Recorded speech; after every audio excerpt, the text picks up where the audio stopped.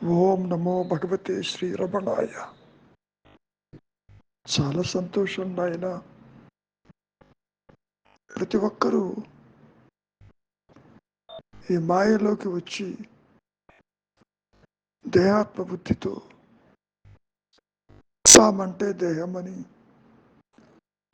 దేహ ధర్మాలు తమ ధర్మాలని భావించటం సహజంగా జరుగుతూ ఉంటుంది. నేను నాది అనే భావనలు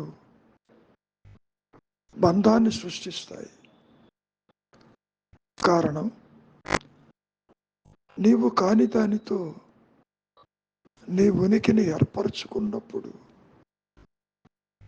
మరి నాది అని అనాల్సి వస్తుంది.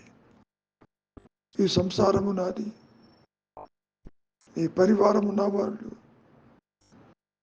నా భార్య, నా బిడ్డలు, నా సంతానం, నా తల్లిదండ్రులు, ఇట్లా ఒకటి కాదు. ఈ సందర్భంలో మహర్షులు వారు ఏమంటున్నారు? నీవు దేహమేమో చూడు.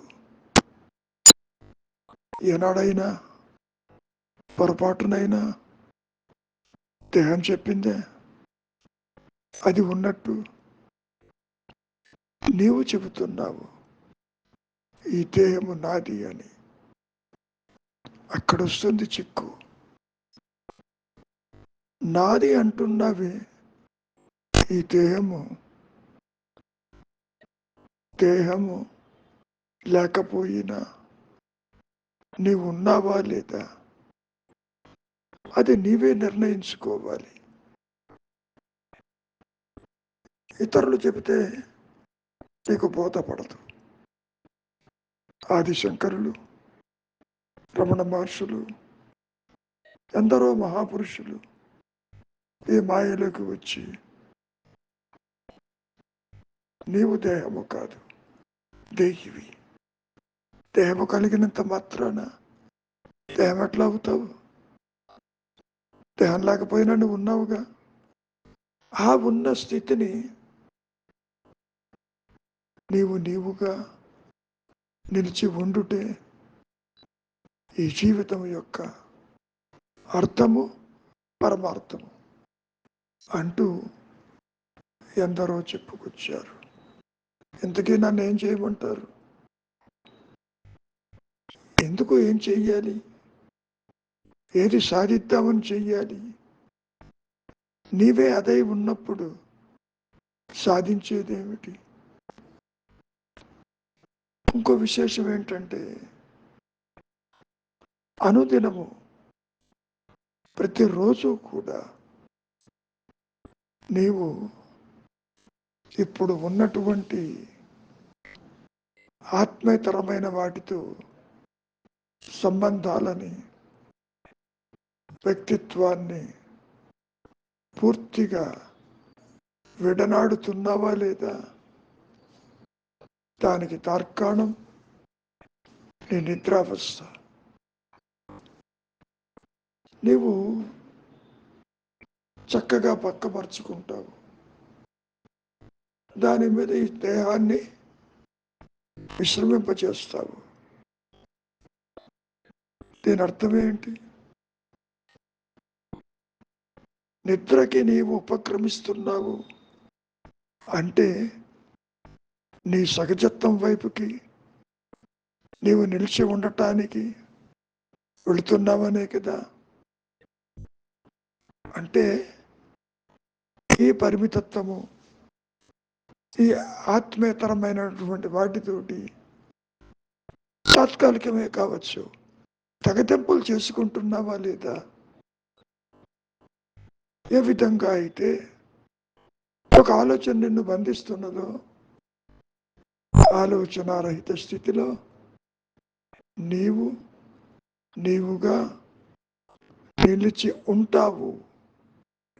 ఉండటానికి ఉన్నావన్న స్థితి నీవు తెలుసుకోవటానికి మరి ఈ వ్యక్తిత్వం, ఈ పరిమితత్వం, ఈ బంధాలు, ఈ రాగద్వేషాలని మర్చిపోతున్నావా లేదా? వీటితో నిద్రపోతున్నావా నీవు? లేదు కదా. అత్యంత తేలిగ్గా దేహస్ఫురణని, ప్రాపంచిక స్ఫురణని, సాంసారిక స్ఫురణని వదిలిపెట్టి నీవు నిద్రకి ఉపక్రమిస్తున్నావు అంటే దాని అర్థం ఏంటి? నీ సహజత్వం ఎప్పుడూ ఉన్నదని, ఉన్న రీతిలో నీవు ఉండటానికి చేసే ప్రయత్నమే ఈ వ్యక్తిత్వాన్ని, ఈ పరిమితత్వాన్ని మరవటం కాదా? ఆ నిద్రాస్థితిలో ఉన్నటువంటి నీ సహజత్వం ఇప్పుడు కూడా ఉంది కదా. ఏదైనా కొత్తగా వచ్చిందా? లేదే.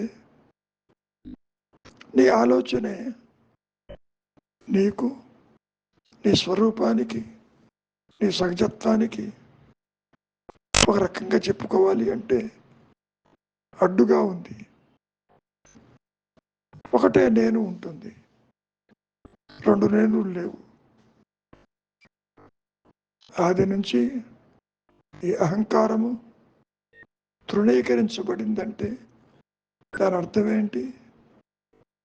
సర్పరచు భయభ్రాంతిలో ఏ విధంగా అయితే ఆ సర్పము భ్రాంతి సత్యమైన తాడు మీద ఆపాదిస్తే నీకు భయభ్రాంతులు కలిగాయో, ఇక్కడ కూడా నీ ఆలోచనలు, నీ బంధాలు, నీ రాగద్వేషాలు, నీ కోరికలు ఒకటి కాదు.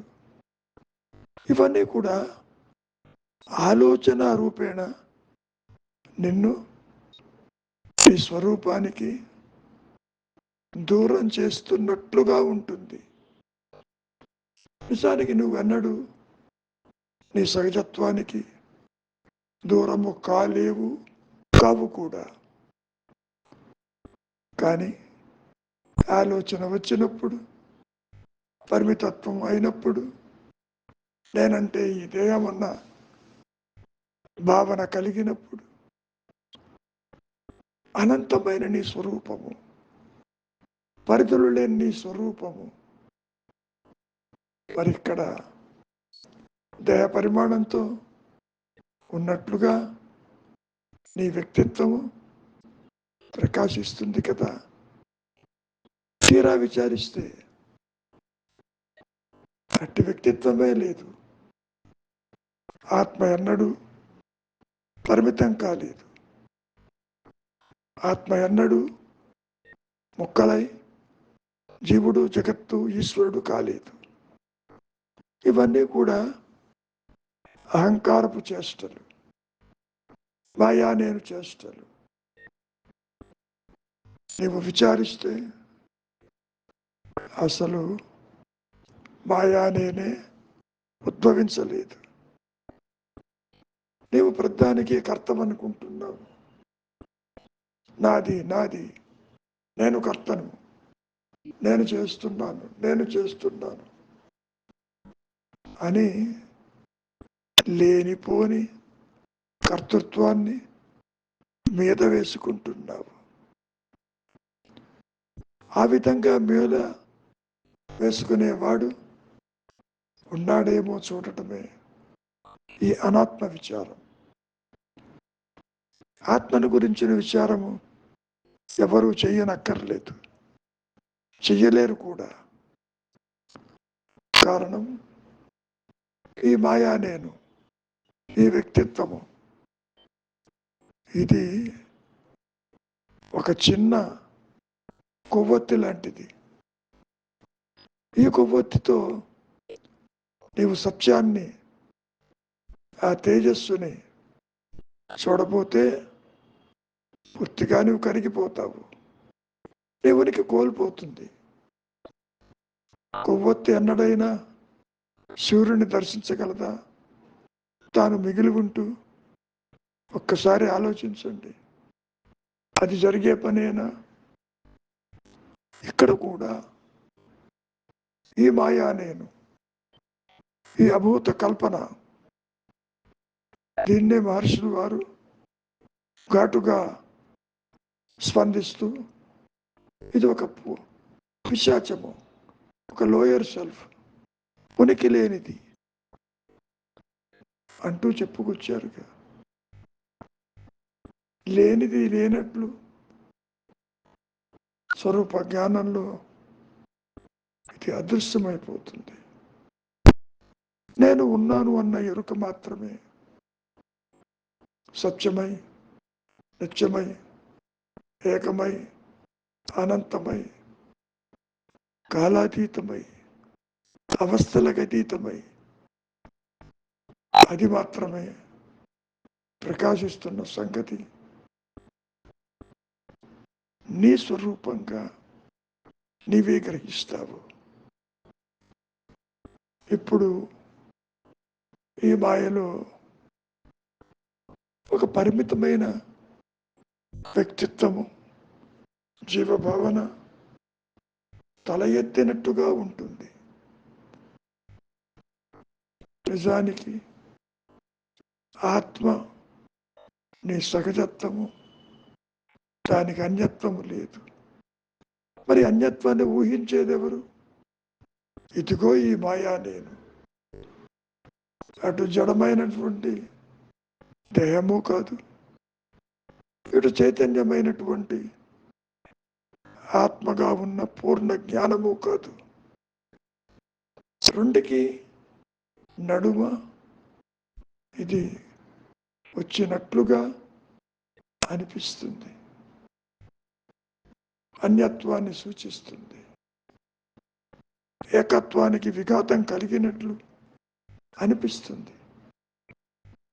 నిజానికి ఆత్మ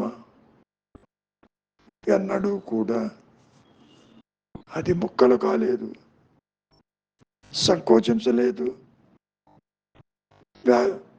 వ్యాపించను లేదు. కంట్రాక్షను, ఎక్స్పాన్షన్ అంటూ ఆత్మకి ఉండదు. ఒకే రీతిలో ఏ మార్పు లేకుండా అది నిలిచి ఉంటుంది. సముద్ర తరంగాలు వస్తూ పోతూ ఉంటాయి. ఎన్ని అలలు వచ్చినా సముద్రానికి ఏ ఇబ్బంది లేదు. అల వస్తుంది, తిరిగి సముద్రంగానే ఉంటుంది. ఇక్కడ కూడా ఆలోచనలు వస్తాయి, అంతరించిపోతాయి.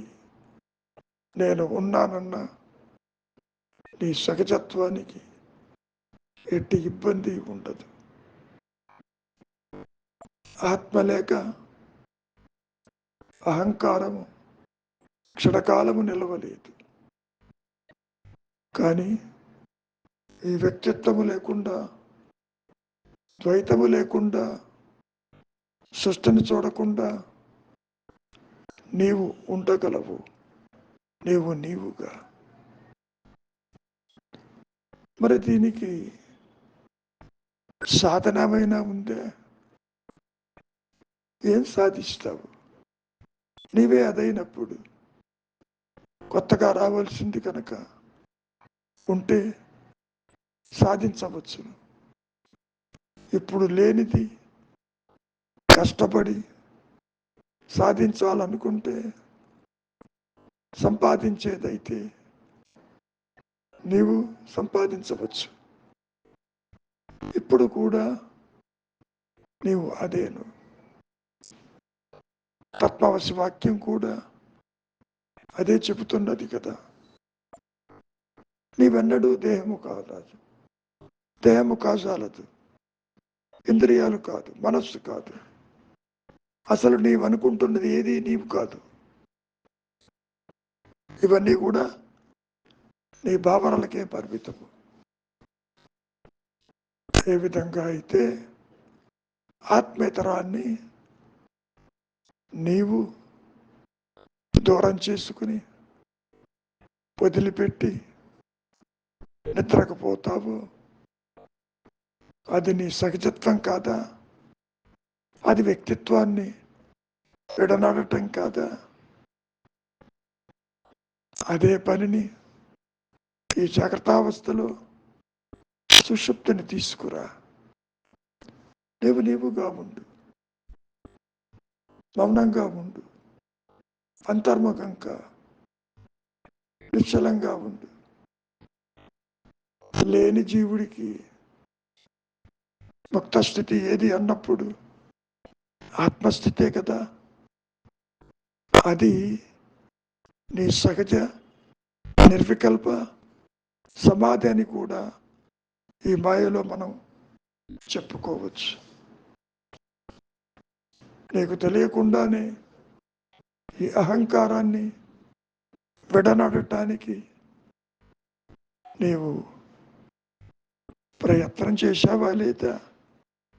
పక్కపరుచుకుని నిద్రిస్తున్నావా లేదా? నిద్ర అంటే నీ సహజత్వము. ఈ వ్యక్తిత్వము నీవనుకున్న రీతిలో నిద్రలో ఉండదు,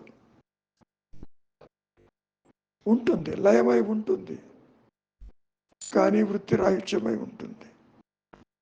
అది దేనిని చూడదు, తన దేహాన్నే చూడదు, సంసారం చూడదు, జగత్తును చూడదు, ఇంద్రియ వ్యాపారములను కూడా అది గుర్తించదు. నిద్రావస్థలో అంటే నీ సహజ స్థితిలో. ఇది అలవాటైంది కాబట్టి ద్వైత జ్ఞానం సత్యమన్న భావన చాలా లోతుగా ఉంటుంది. జనన మరణాలు ఉన్నాయని అనుకుంటారు. ఇవన్నీ కూడా మానసికమైన ధోరణులే తప్ప పొరపాటునైనా దేహం చెప్పింది అది పుట్టింది, అది పోతుందని నీకు తెలియకుండానే దేహం వచ్చింది, తెలియకుండానే దేహం పోతుంది. దేహం చెప్పిపోతుందా? లేదు కదా. దేహం ఉన్నా లేకున్నా, అహంకారం పుట్టినా పుట్టకపోయినా, సముద్రంలో అలలు వచ్చినా రాకపోయినా సముద్రానికి ఏమైనా నష్టమా? లేదు కదా.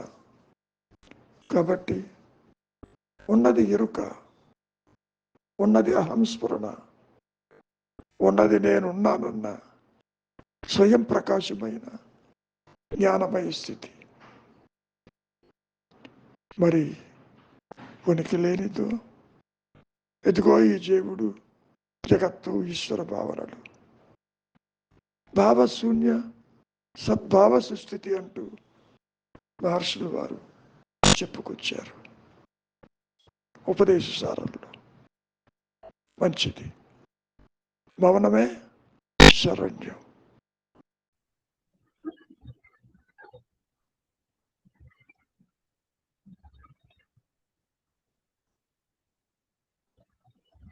గురుగారు, మీరు కింద పెట్టిన ఒక ఆర్టికల్లో ఒక డౌట్ ఉంది గురుగారు.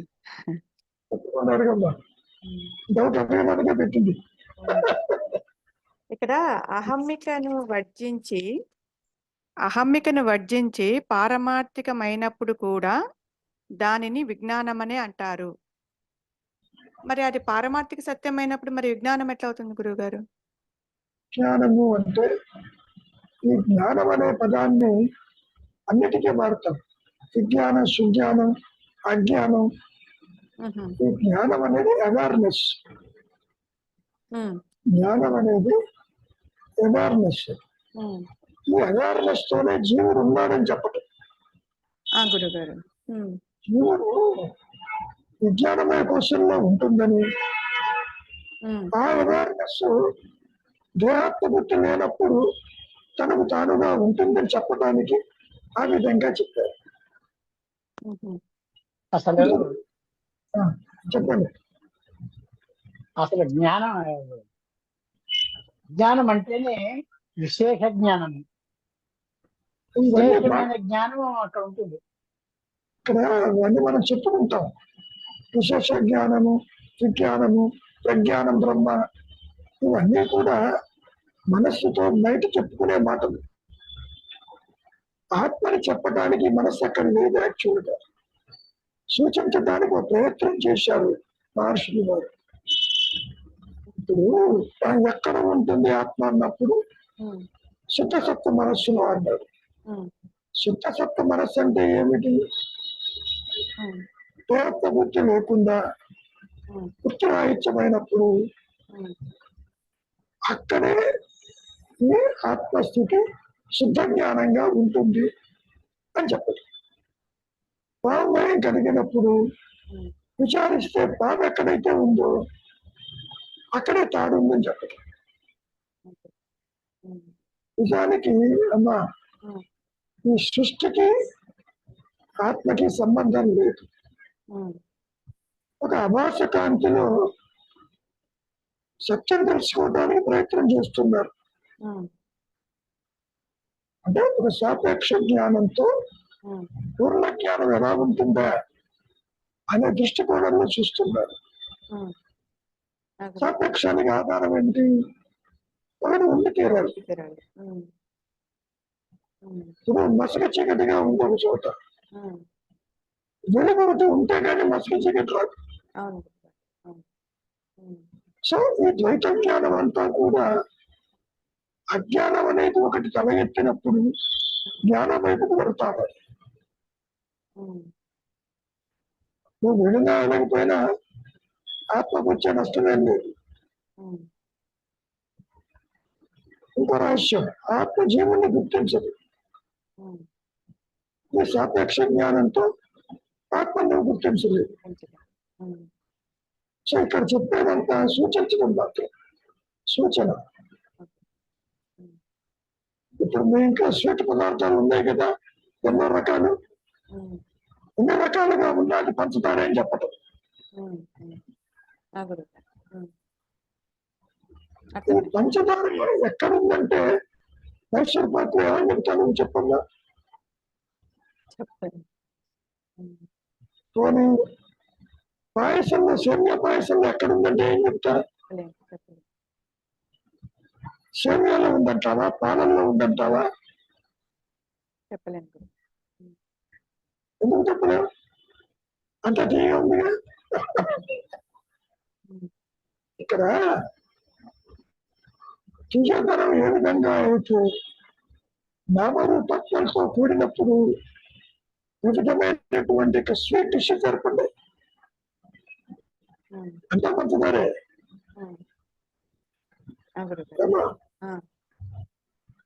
సో సృష్టి యావత్తు కూడా ఊరికే ఉంది, కానీ ఎక్కడ ఉందన్నప్పుడు సాపేక్షంతో వెళ్తున్నారు. నువ్వు విడిగా సేమియా నోట్లు వేసుకుంటే తీయగలేదు, వాళ్ళు అయితే తీయగలేదు. ఆ షుగర్ ఎప్పుడైతే దీనికి యాడ్ అయిందో వీడికి తీయదన వచ్చింది. నువ్వు తినేది సేమియా కాదు, పాలు కాదు, జీడిపప్పు కాదు, నువ్వు తినేది తీయనే. ఆ జ్ఞానం వల్లనే వీటికి ఆ రుచి వచ్చిందని చెప్పటం. మరి ఆ జ్ఞానం వల్ల వాటికి రుచి వచ్చినప్పుడు మరి ఈ సాపేక్ష జ్ఞానంతో మనము ఆ స్వరూప మూలానికి చేరుకోగలుగుతాం కదా గురువుగారు? అయితే మూలానికి చేరుకోవడానికి చెప్తున్నారు. ఎవరికో చూడు, చూచేది ఎవరో చూడు, నువ్వు చూస్తున్నావు, గ్రహిస్తున్నావు, అర్థం చేసుకుంటున్నావు, అంటున్నావు. కాదనే వాడి యొక్క మూలం వెతుకు, సాపేక్ష జ్ఞానం యొక్క మూలం వెతుకు అని అంటున్నారు. ఎందుకని నాన్ సెల్ఫ్ ని రిజెక్ట్ చేస్తున్నావు ఇక్కడ. ఆత్మేతరంతో మిక్స్ అయింది ఇక్కడ. ఎప్పుడైతే ఇది నాన్ సెల్ఫ్ తీసుకొచ్చావో మూలానికే వెళ్తున్నాయి. ఇది వెళుతున్నావంటే ఇంతకుముందు కూడా ఉంది. నువ్వు పుట్టక ముందు అదే, పుట్టిన తర్వాత అదే. విచారించక ముందు ఆత్మ ఉంది, విచారించిన తర్వాత కూడా ఆత్మ ఉంది. విచారించడం వల్ల ఆత్మ ప్రకాశం కాలే. నాన్ సెల్ఫ్ ని తొలగించటం వల్ల నేనంటే ఆత్మ అని చెప్పి ఉమ్, అక్కడ జ్ఞానము దానికి దానంతటితో ప్రకాశించింది కాబట్టి తెలిసింది. ఉమ్, జ్ఞాన వృత్తి ఆత్మకుంది, మిగిలిన వాటికి లేదు. ఇక్కడ ఉమ్, సాపేక్ష జ్ఞానంతో ఉమ్, నేను చూస్తున్న దేహము, సంసారము, జగత్తు ఏ ఒక్కదానికి ఉనికి లేదు. ఉమ్, ఉమ్. దేహం చెప్పిందా ఉన్నట్టు లేదు, సంసారానికి లేదు, జగత్తుకి లేదు, దైవానికి లేదు. ఇట్లా ఆ గురుగారు.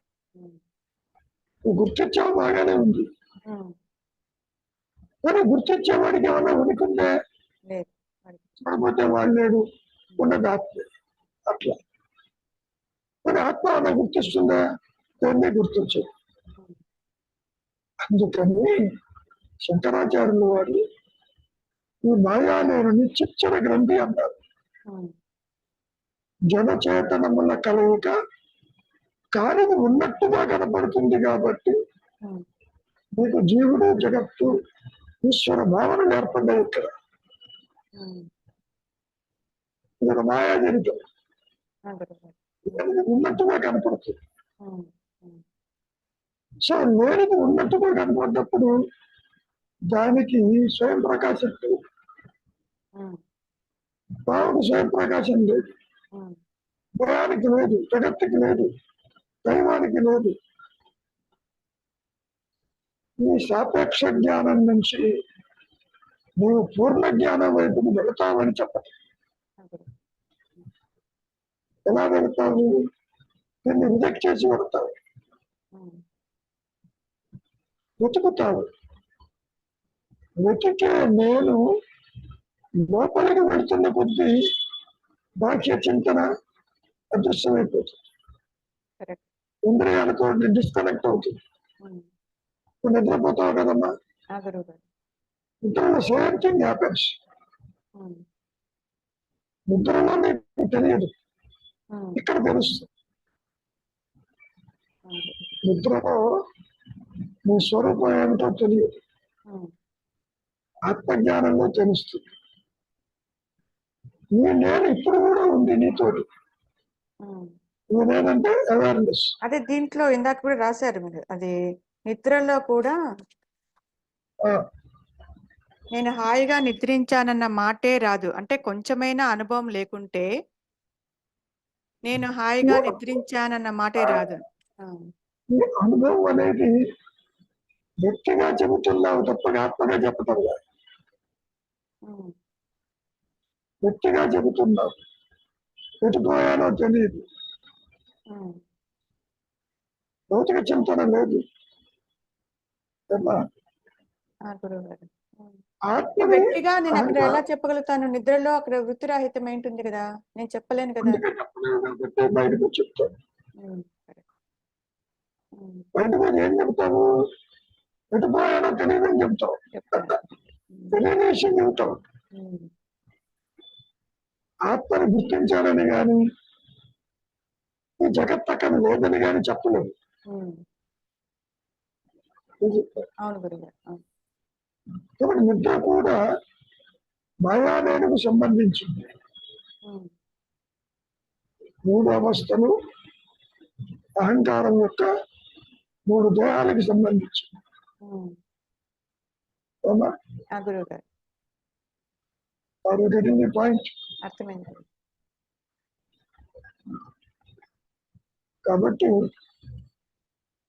చూచే నేను క్షణకాలము దేనిని చూడకపోతే ఉమ్, ఇన్స్టంటేనియస్ గా తను తాను చూస్తుంది. ఉమ్, అదే అవేర్నెస్. ఉమ్. సమస్య ఎక్కడ వచ్చింది? చూచే నేనుతో ఆత్మ చూడాలంటే కుదరదు. ఆ గురువు. అంటే ఆభాస కాంతితో స్వరూప జ్ఞానము దర్శించటం అనేది ఇంపాసిబుల్. ఉమ్, పరోక్ష జ్ఞానానికి పనికొస్తుంది, ఉమ్, ఇంద్రియ జ్ఞానానికి పనికొస్తుంది, కళల్లో విషయాలు చూడటానికి పనికొస్తుంది, ఉమ్, లోపల ఉన్న సంస్కార వాసనలని బయట గుర్తించడానికి పనికొస్తుంది, మంచి చెడు చూడటానికి పనికొస్తుంది. కానీ ఉమ్, ఈ సాపేక్ష జ్ఞానము ఉమ్, మూలాన్ని తెలుసుకునే సామర్థ్యం దీనికి లేదు. ఉమ్, మరి ఎట్లా తెలుసుకోవాలి? ఇది ముందు డిఫరెంట్ కావాలి. ఉమ్, సాపేక్ష జ్ఞానము ఈ మాయా అనేది దేనితోనూ అసోసియేట్ కాకపోతే ఇన్స్టంటేనియస్ గా అది మూలలో తనకు తాను ఉంటుంది. తనకు తాను ప్రకాశించడమే రియలైజేషన్. ఈ రెండు జ్ఞానమే. ఉమ్. ఆ గురుగారు. ఉమ్, ఇక్కడ పరిమితమైన ఏదో ఒక దేహంతో ఉంటుంది. ఉమ్, జగత్తును చూడాలంటే స్థూలదేహం కావాలి, ఉమ్, ఉమ్, కళ కణాలి అంటే సూక్ష్మదేహం కావాలి, ఉమ్, ముద్రించాలి అంటే ఒక క్లోక్రూము కావాలి, అంటే కారణదేహం. అదే. ఎక్కడో పెట్టుకోవాలి ఈ వాసనలు. ఆ గురు. కాబట్టి ఈ మూడు దేహాలు ఉమ్, మూడు అవస్థల కింద ఈ మాయా నేను తెచ్చుకున్న వాసనల్ని ఎగ్జిక్యూట్ చేస్తుంది. ఉమ్, ఈ సహజత్వము ఉమ్, నోటికి అవతల ఉంటుంది. బియాండ్ దట్ నిద్ర is a gateway for realization అంటారు. ఎందుకని? That is the nearest point um, where you are happy with yourself, not knowing, తెలియదు. ఉమ్, పూర్ణజ్ఞానం ఎప్పుడు ప్రకాశిస్తుంది? ఈ మూడు ఎగిరిపోతాయి, తురీయమే ఉంటుంది. అక్కడ జీవుడు సృష్టి ఉండదు. జ్ఞానమే ఎక్స్పాండెడ్ అవేర్నెస్ గా ఉంటుంది. ఇప్పుడు కూడా అదే ఉంది. ఉమ్, అది బేస్ లో ఉంటేనే నేను ఇక్కడ కలకంటావు, జాగ్రత్తలో తిరుగుతూ ఉంటావు, ఉమ్, నిద్రిస్తూ ఉంటావు. ఉమ్, మాయ లేకపోయినా ఆత్మకు వచ్చిన ఇబ్బంది లేదు. ఉమ్, ఆత్మ అనేది ఒకటి ఉంటేనే మాయ నడుస్తూ ఉంటుంది. ఉమ్, ఇదిగో బంగారం ఉంటేనే ఆభరణం ఉంటుంది, తాడు ఒకటి ఉంటేనే పాంపై ఉండదు. ఉమ్, తాడే లేదనుకుందాం, భయానికి కారణం లేదు. ఆ గురు. ఉమ్, ఆ, ఏమ్మా? ఉమ్. ఇంకేమన్నా గురుగారు, ఉందమ్మా? చెప్పమ్మా సరే. ఆత్మ దేనితోనూ కలవదు కదా, మరి మాయ దాని ప్రభావంతోనే ఈ నాటకాలు ఆడుతూ ఉంటుంది గారు. ఆత్మే కాదు, జీవుడు కూడా కలవడు. ఆ, అభాస కాంతిలో జీవుడు కూడా కలవడు. ఆ, దేహము జగత్తుతోటి విషయాలతోటి కూడా కలవదు. ఉమ్, దేహంతో కలిస్తే దేహంతో నిద్రపోవాలి. నువ్వు పోవటం లేదు, మన పారేస్తూ నిద్రపోతాం. కలవదు. ఈ నాది అనేటువంటి అహంకారము కూడా కలవదు. నాదంటుంది అంతవరకు. ఆ, ఈ ధనం నాది, ఈ కారు నాది, ఈ ఇల్లు నాది, ఈ సంసారం నాది అంటావు, దాంతో కలవదు. ఉమ్, ఆత్మ ఏ విధంగా అయితే దేంతో కలవదు, అభాస కాంతి కూడా కలవదు. ఓహో, కానీ ప్రొసెసర్గా ఉంటాడు, కర్తగా ఉంటాడు. ఈ కర్త కలవదు. ట్రై చేస్తుడు. అంటే దేహాత్మ బుద్ధి తలెత్తింది కాబట్టే నాది నేను అనేవి వస్తున్నాయి. అయినప్పటికీ కలవదు. నాది అంటుంది కలవదు. ఆహా, ఇంట్లో కారు ఉంది, ఇల్లు ఉంది, నాది అంటావు. కారుతో కలుస్తావా? లేదండి. ఇంటితో కలుస్తావా? ఇంటితోనూ వంటితో కూడా కలవు. అవునండి.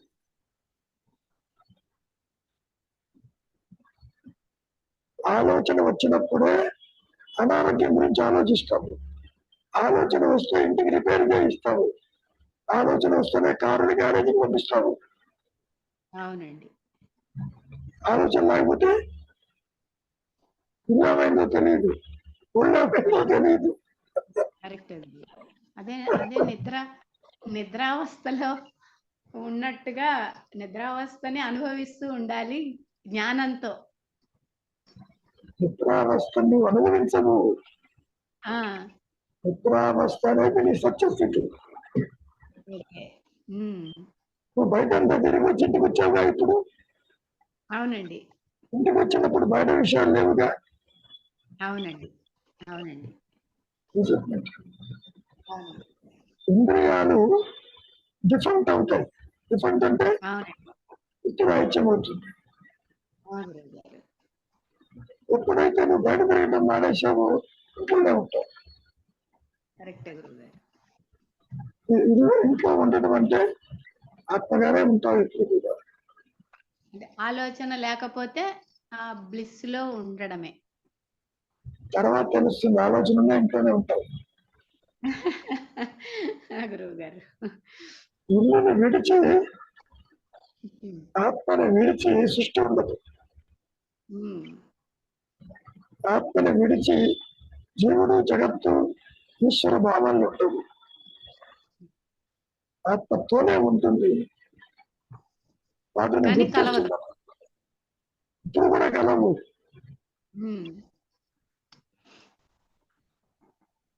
ఏమా నాది అంటావు కలవు. ట్రై చేసి గురువు గారు కరెక్టే. కాబట్టి ఆలోచన వచ్చి అది గుర్తిస్తేనే ఏదో ఇది నాకు దుఃఖంగా ఉంది, సంతోషంగా ఉంది అని గుర్తిస్తేనే అక్కడ ఆత్మకి దూరం అయినట్టు.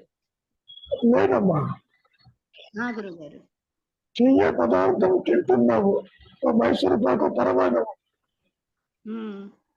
అక్కడ పంచదారతో ఉంటుంది కాబట్టి తింటావు. అవునండి. పంచదార లేకుండా అంత పరమాణం చేసి చూద్దాం. గురువు గారు. అది నువ్వు తలంపు పోసుకున్నా కూడా పనికిరాదు. పంచదార లేకూడదు.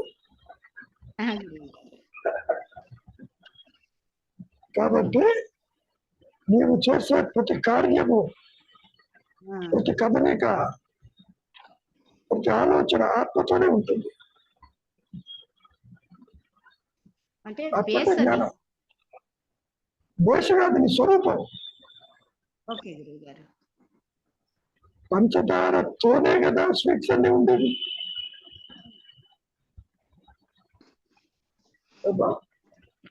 గురువు గారు. కానీ ఈ సాపేక్ష జ్ఞానంలోనే కదా గుర్తించేది. పూర్ణ జ్ఞానం దేన్ని గుర్తించదు కదా. ఇది కూడా గుర్తించదు కదా. సాపేక్ష జ్ఞానం కూడా కలవదు, మూలాన్ని గుర్తించలేదు. అదే గురువు గారు. నువ్వు ఎవరు అంటే సర్వజ్ఞాన్ని గుర్తిస్తావంటే ఆత్మని గుర్తించలేదు. గురువు గారు గుర్తించావు, కానీ ఎంతసేపు అడిగినప్పుడే, తర్వాత మళ్ళీ ఆత్మనే ఉంటావు. గురువు గారు. అహంకారం వస్తూ పోతూ ఉంటుంది. అవునండి. అవునండి. అదే అనుక్షణము గుర్తు పోతుంది అని చెప్పింది మహర్షి. గురువు గారు. సో పుట్టిపోయేది అసత్యమని, పుట్టుక మరణము లేనిది ఆత్మ అని సూచించమని. అర్థమైంది. తేలికేగా. తేలికే గురువు గారు. ఏమన్నారని గురువు గారు ఇందాక మీరు పంపించిన దాంట్లో జ్ఞానం అనే పదం ఆత్మజ్ఞానానికి విషయ జ్ఞానానికి కూడా వర్తిస్తుంది. ఆత్మ వివేకము అది 2 మార్గాల పనిచేస్తుంది. అహమికతో కలిసినప్పుడు అది విషయ జ్ఞానం అని చెప్తున్నారు. అంటే ఇక్కడ అహమికతో కలిసినప్పుడు అంటున్నారు. అహమిక అంటే దేహాత్మబుద్ధి వచ్చినప్పుడు, దేహాత్మబుద్ధి జనించినప్పుడు వస్తు విషయ జ్ఞానాలు ఏర్పడుతుంటాయి. ప్రేమ, సంసారము, ఇతరులు పనిచేసాడు చెప్పినారు. విషయ జ్ఞానం అంటే ఆత్మ కలిసినప్పుడు కాదు అది. ఆత్మ కలిసినప్పుడు మిగిలిపోతుంది. అహమికతో కలిసినప్పుడు అంటే ఏం కలిసినప్పుడు అంటే చెప్తున్నారు ఇక్కడ? జ్ఞానం. దేహాత్మ బుద్ధి అనేది నేను దేహం అనే భావన కలిగినప్పుడు, కలిసినప్పుడు విషయ జ్ఞానం ఏర్పడుతుంది. దేహం అనారోగ్యంగా ఉంది, డాక్టర్ పరిగెత్తాం. ఆకలిగా ఉండి తినడానికి పరిగెడతాం. ఇట్లా విషయ జ్ఞానములు ఏర్పడుతున్నాయి ఇక్కడ. అంటే దేహాత్మ బుద్ధి జయించిన తర్వాత విషయ జ్ఞానం సేకరిస్తుంది. నాకు తెలియదుగా. నిద్రపోతుంటే ఆకలి వేయదు, జగత్ ఏమైందో తెలియదు, దేవుడు ఎట్లా ఉందో తెలియదు. ఎందుకని బ్రీదింగ్ అయిందా అక్కడ, అందుకని తెలియదు. అంటే మనం ఇక్కడ విషయ జ్ఞానం సాపేక్ష జ్ఞానం కూడా కలవదంటున్నాం కదా గురువు గారు. ఇక్కడ కలవదుగా, ఐడెంటిఫై చేస్తుంది. మరి ఇక్కడ అహమికతో కలిసినప్పుడు అంటున్నారు ఏంటి ఈ వాక్యంలో? అహమిక అంటే దేహంతో ఉన్నప్పుడు, నా దేహం అన్నప్పుడే వస్తుంది విషయం. అంటే కలవటం అంటే లింక్ ఎస్టాబ్లిష్ అని కాదు అక్కడ అర్థం. అంటే ఐడెంటిఫై చేయటం. ఇప్పుడు నిద్రలో ఉన్నప్పుడు ఐడెంటిఫై చేయలేదు. నిద్ర లేస్తున్నప్పుడు ఇదిగో ఈ సాపేక్ష జ్ఞానము దేహాత్మకు జనించిన తర్వాతనే నీకు సమస్యలన్నీ ప్రొజెక్ట్ అవుతాయి. సమస్య దేహాత్మ బుద్ధి జనించడం అంటే నేను దేహము అన్న భావన కలిగినప్పుడు కలుగుతుంది. అదే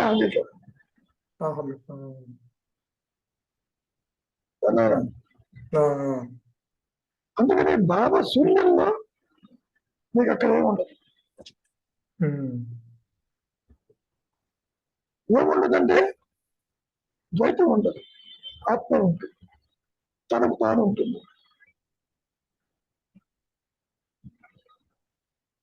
నిద్రలో కూడా అక్కడ చెప్పినట్టు అక్కడ ఆనందమయ కోసము ఉంటుంది, అంటే సాపేక్ష జ్ఞానం రెండు ఉంటుంది. అంటే అప్పుడే అందుకే అది గుర్తించి హాయిగా ఉంది అని చెప్తుంది. అది గుర్తించలేదు. కోశాలతో ఉంటుంది, ఆత్మ ఎలా ఉంటుందో తెలియదు. ఇవన్నీ ఇమాజినరీ కోశాలు. కోశం మాటలు అలా చెప్పారు, అర్థం చేసుకుంటారు. సృష్టి లేకపోతే అన్నమయ కోశం అని చెప్పి మీకు అర్థమవుతుంది. ఇక్కడ అది చెప్పకుండా నువ్వు డివైడ్ చేసావు పంచకోశాలని, అన్నమయ, మనోమయ, విజ్ఞానమయ, ఆనందమయ ఇట్లు డివైడ్ చేసుకుంటావు. ఇమాజినరీ కోశాలు. అంటే ఇప్పుడు అంతే గురుగారు, ఎవరికి తెలియదు కదా, సూక్ష్మంగా ఉంటుంది లోపల. అది అవగాహనతో చెప్పడం కానీ రియల్ గా దర్శనం చేసి చెప్పడం కాదు. అది అవగాహన అంటే మరి హాయిగా నిద్రపోతున్నావుగా బయటకు వచ్చి.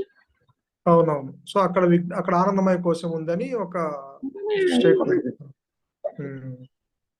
మనకి ఆకలిగా ఉందంటున్నావుగా, అన్నమయ కోశంలో తింటున్నావుగా, దానికి చెప్పి మందేస్తున్నావుగా. మరి అసోసియేట్ అవుతేనే కదా ఈ గొడవలన్నీ. మహర్షి ఎందుకు మందు తాగడు మంది వేసుకోడంటే చెప్పేవాళ్ళు లేదన్నాడు. దేహం ఉంది, సమస్య ఉంది, కనెక్టివిటీ లేదు. అది నీ దృష్టితో చూస్తే అర్థం కాదు.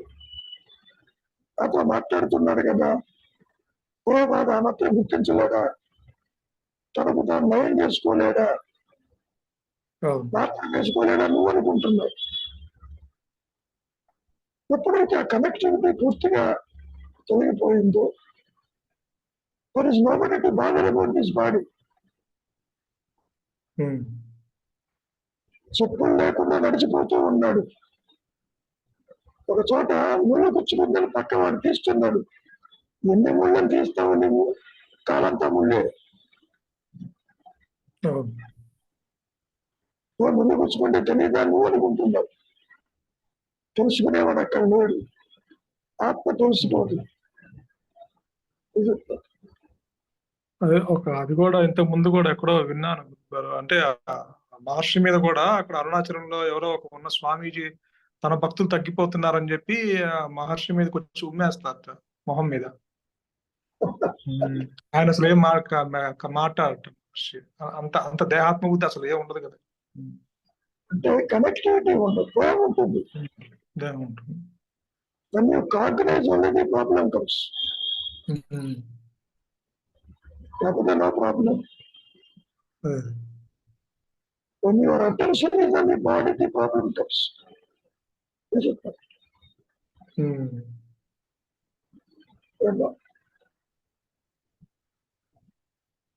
ఇది ఇంకోటి ఇందాక మీరు చెప్పారు గురువు గారు, అదేంటంటే మన మస్క చీకటిలో పక్క రూమ్ లో ఉన్న ఆ మస్క వెలుతురుని చూసి ట్రేస్ చేయాలన్నారు. నిజంగా అసలు మస్క చీకటి అంటే అక్కడ వెలుతురు ఉన్నది, అంటే మసకగా పడుతుంది అక్కడ. అంటే ఆ వెలుతురు ఏంటిది? స్వరూప జ్ఞానం చైతన్యమే కదా పడ్డది. చైతన్యం నుంచి వచ్చింది. డిఫ్యూజన్ లైట్ ఈజ్ ఫ్రమ్ ఆత్మ ఉంది.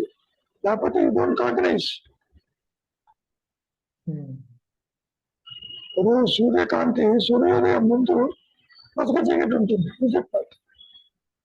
అవును, తెల్లారుతుండగా మసక చీకటి ఉంటుంది. ఆ మసక చీకట్లో నీకు స్పష్టంగా ఏది కనపడదు. అవును. ఇక్కడ కూడా నీవు ఆత్మని ఉంచు, దేహాత్మ బుద్ధి ధరించినప్పుడు ఇది కూడా మసక చీకటి పాయింట్. నీకు వెలుగుగా కనిపిస్తుంది, కానీ ఇది మసక చీకట్లోనే ఈ దేహాన్ని, జగత్తుని, సంసారాన్ని గుర్తిస్తావు, లేకపోతే గుర్తించవు.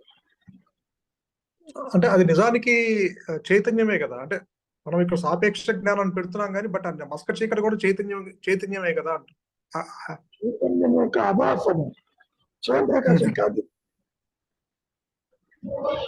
ఎప్పుడు సూర్యకాంతి, మసక చీకటి సూర్యకాంతి వల్ల వచ్చింది. అంటే సూర్యుడి నుంచి వచ్చింది కాదా? సూర్యుడి నుంచే వచ్చింది, కానీ సూర్యకాంతికి మసక చీకటికి తేడా ఉంది. ఉన్నది, కానీ దాని యొక్క కిరణాలే కదా గురువు గారు. అది కాకపోతే మసకగా కనిపిస్తున్నాయి. ఆ మసకగా కనపడటానికి కారణమే దేహాత్మ బుద్ధి. దేహాత్మ బుద్ధి ఈజ్ నథింగ్ బట్ సాపేక్ష జ్ఞానం, ఆభాస కాంతి. కాంతి ఉంది, కానీ అది ఆత్మజ్ఞానం కాదు. ఒక డిఫ్యూజన్ లైట్, రిఫ్లెక్టెడ్ లైట్. అంటే తక్కువ కాంతి, తక్కువ జ్ఞానం. అంతేగా లోయర్ సెల్ఫ్ అన్నారుగా, ఆర్టిఫిషియల్ సెల్ఫ్, లోయర్ సెల్ఫ్. అంటే దాని ఆత్మ యొక్క చైతన్యమే, కానీ తక్కువ జ్ఞానం అని చెప్పుకోవచ్చా? చెప్పుకోవచ్చు. ఈ తక్కువ జ్ఞానం అనేది ఆత్మ తక్కువ కాలేదు ఇక్కడ. ఆత్మ తక్కువ కాలే. అవును, ఆత్మ తక్కువైతే ఎప్పుడు అట్టానే ఉండాలి కదా. అవును. కాబట్టి ఈ చిచ్చర గ్రంథి మాయా నేను ఒక ఆర్టిఫిషియల్ మీద ఏర్పడింది, దానివల్ల ఫీల్ అవుతుంటాం. ఇది ఒక అభూత కల్పన, ఇమాజినరీ.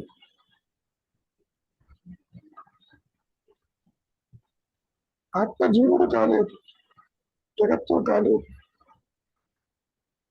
కానీ అయితే ఇప్పుడు దీన్ని బట్టి అది చైతన్యం తక్కువ కాంతి, ఆత్మ యొక్క తక్కువ జ్ఞానం అనుకుంటే అది ఆ జ్ఞానంతో ట్రేస్ చేయడం అంటే అయితే ఈజీయే కదా. అంటే అదే జ్ఞానం కదా, ఆత్మ జ్ఞానమే దాని నుంచి వచ్చింది కాబట్టి ట్రేసింగ్ ఈజీగా అవుతుంది కదా. అలాంటప్పుడు ఈజీ అనే నేను ఎవరన్నా విచారం చేయమంటాను. ఇక్కడ ఉన్నావు, సాపేక్ష జ్ఞానం ఉంది. ఈ సాపేక్ష జ్ఞానము ఒక పూర్ణ జ్ఞానంలో ఉండి తీరాలి. ఈ అభాస కాంతి, సూర్యకాంతి అనేది ఒక ఉంటేనే వస్తుంది, లేకపోతే రాదు. కాబట్టి నేను మూలానికి వెళ్ళటానికి విచారం చేయని చెప్పటం. ఎందుకంటే దాని లక్షణాలే కదా, చైతన్యం యొక్క లక్షణాలే అలా మనకి తక్కువ జ్ఞానంతో కనిపిస్తున్నాయి.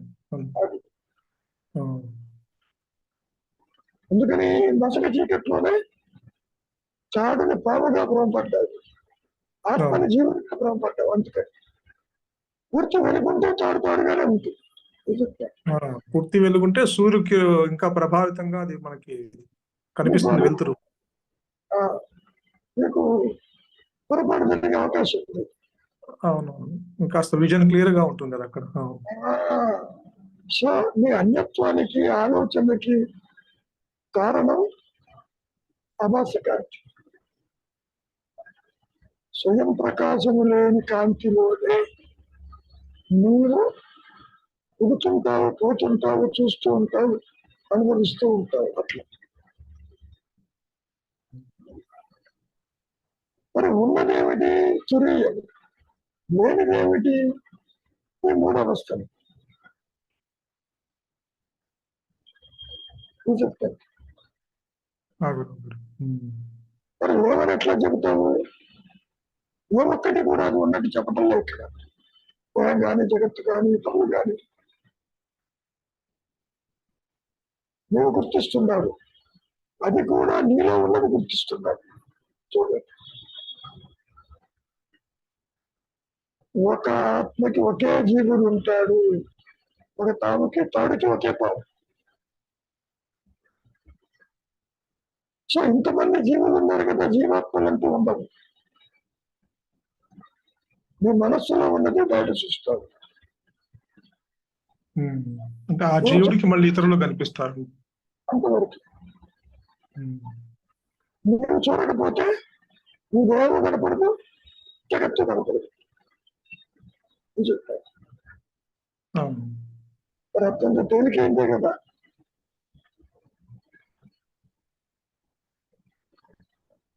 ఇంతకీ ఈ రోజు పెట్టే స్టాటస్ అయిపోయిందా? రేపు ఆగదా?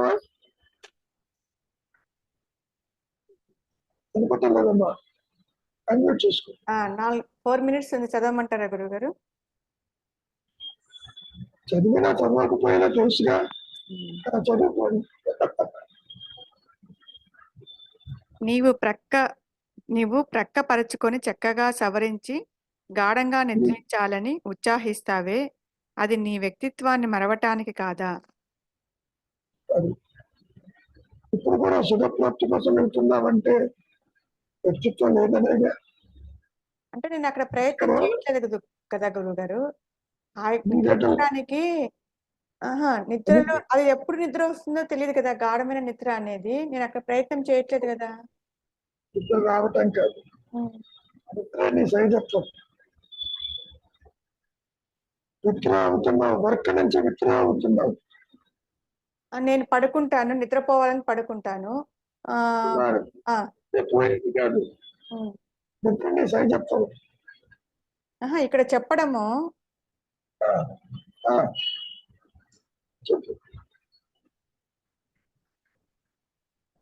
అది గాఢంగా నిద్రించాలని ఉత్సాహిస్తావే, అది నీ వ్యక్తిత్వాన్ని మరవటానికి కాదా అని అన్నారు. అంతేగా మరి. నేను అది వ్యక్తిత్వాన్ని మరవటానికి కాదా అంటే, నేను నా వ్యక్తిత్వాన్ని మర్చుకోవడానికి నేను ప్రయత్నం అక్కడ చేయట్లేదు కదా, అది సహజంగా జరుగుతుంది కదా. సహజంగా చేయటమే మర్చిపోతుంది. నిద్రించేది ఎవరు? అవును గురుగారు. నిద్రపోవాలని ఆకాంక్షించేది ఎవరు? ఇదే కదా. సో నిద్రపోవటాన్ని నువ్వు కాంక్షిస్తున్నావంటే వ్యక్తిత్వాన్ని వదిలిపోవటమే కదా.